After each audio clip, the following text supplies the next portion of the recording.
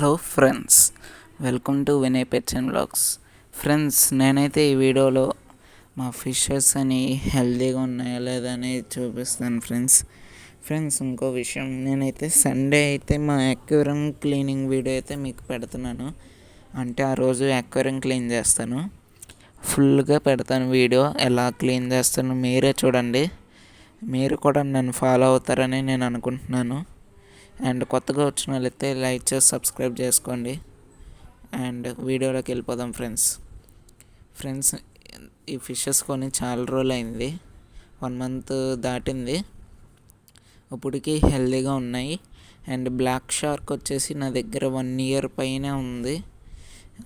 అది ఎంత హెల్తీగా ఉందో చూడండి ఫ్రెండ్స్. నా ఫిషెస్కి అయితే ఆటోమన్ 3-in-1 ఫిష్ ఫుడ్ ఇస్తున్నాను.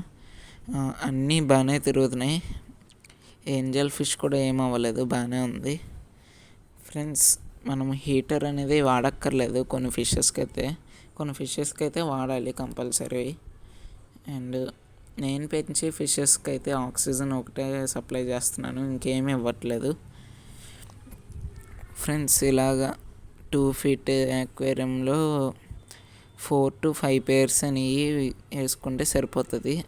పెద్ద ఫిషెస్ అయితే, చిన్నవి అయితే 6 or 7, 8 దాకా వేసుకోవచ్చు, మోలీస్, గప్పీస్ లాంటివి ఫ్రెండ్స్. నేనైతే సండే అక్వేరియం చాలా మంచిగా క్లీన్ చేస్తాను. మీకు ఆ వీడియో కావాలంటే కామెంట్ చేయండి. కొత్తగా చూసేవాళ్ళు ఎవరైనా సరే కామెంట్ చేయండి. అండ్ ఈ కోయ ఫిషెస్ కాదు ఫ్రెండ్స్, గోల్డ్ ఫిషెస్. నేను అంటే బై మిస్టేక్ అలా చెప్పేశాను, సారీ ఫ్రెండ్స్, ఏమనుకోకండి. ఈ గోల్డ్ ఫిషెస్ ఫ్రెండ్స్, కోయ ఫిషెస్ అయితే కాదు. అండ్ మీకు బేటా ఫిష్ కావాలన్న వాళ్ళు కామెంట్ బాక్స్లో బేటా ఫిష్ అని కామెంట్ చేయండి, నేను నెక్స్ట్ వీక్ తీసుకొస్తాను. Okay friends, thanks for watching.